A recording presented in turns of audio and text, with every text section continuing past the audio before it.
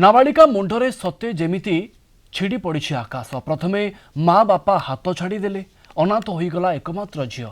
पाठ पढ़ी मनीष होगाकू उद्यम कला बेले भगवान दुई आखिरू नहीं गले दृष्टिशक्ति। सुंदर पृथ्वी एबे तांको पई अंधार। बलांगीर जिला मोरीबाहाल ब्लॉक डंगरपड़ा पंचायतर दंधरा गाँव देखा ए रिपोर्ट।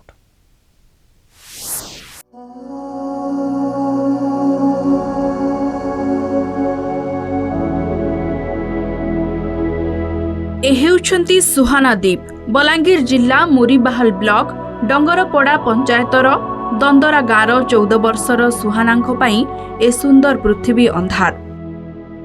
बापा माँ चली जिबा परे बड़ माँ और बड़ बापा कोड़े नैथिले आउ पाठ पढ़ी मनीष हेबाकू सुहाना पाद बढ़ाइथिले। अष्टम श्रेणी रे पढ़ुथुबा बेले हठात आखिर दृष्टिशक्ति चलीगला। परिवार लोके विभिन्न डाक्तरखाना रे सुहानांको चिकित्सा कराइथिले मात्र सुफल पाई नाहंती।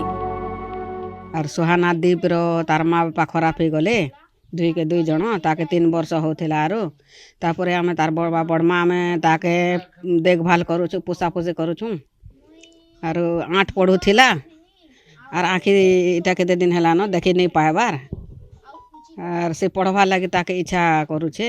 आगे मोर आखि थिला जे मैं पढ़ी जाउथिनी ट्यूशन जाउथिनी मोर बाबा बड़मा लेखे देथिले जे खेल कूदती में गीत गाउथिनी कुछ खेलुथिनी धीरे धीरे मोर आखि खराब ही गला। हेतके मते मोर बाबा किछु काम नहीं करना हंती था तो के हॉस्पिटल नमु बोलले जदि सरकार मोर आखि के टिके जदि ठीक करी देबे बेले मी भल से पाठ साठ पढ़ी पारमी आगे बढ़ी पारमी। मौली मौली जाउछि सुहानांको स्वप्न।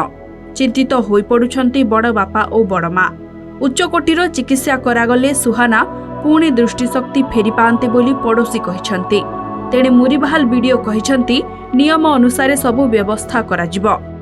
हाँ यार टिके भल थिला तापर तार माँ बापा मरी गले तार देह प्रोब्लेम होला तार बमा बड़मा भी अनेक जगह ट्रीटमेंट कर देखले तो से नहीं हो पारबा बोई लेकिन तो तार यहाँ वर्तमान देखे नहीं पारबार किंतु सरकार थ्रू किसी गोटे सुविधा हेता बोले भल तो ताके टिके भल सुविधा मिली पारता बोले आमे चाहूँ। यहाँ तो एबे मो नजर को आपण माने आनिचंती एटा आमे हेल्थ डिपार्टमेंट संगे कथबार्ता करिकी जहाँ भी किसी सरकारी सुविधा अच्छी केमी से पाइबो आउ भल हम आम से विषय पदक्षेप नबू। बापा माँ छेउंड सुहाना आखिरी आखिए स्वप्न नहीं आग को बढ़ुला हेले विधिर विधान थिला किछि अलगा। गत 6 मास हेलाणी सुहाना निजर दृष्टिशक्ति हराइछि। एबे चिकित्सा पाई अर्थ साजिछि बाधक। एबे देखिबाकू बाकी रहिला प्रशासन रो शुभ दृष्टि सुहाना उपरे केबे पड़ुछि और तांकर चिकित्सा पाई अर्थर साहाय्य करुछि। कंटाबांजी दंदरा गाँव दीपक यादव, कलिंग टीवी।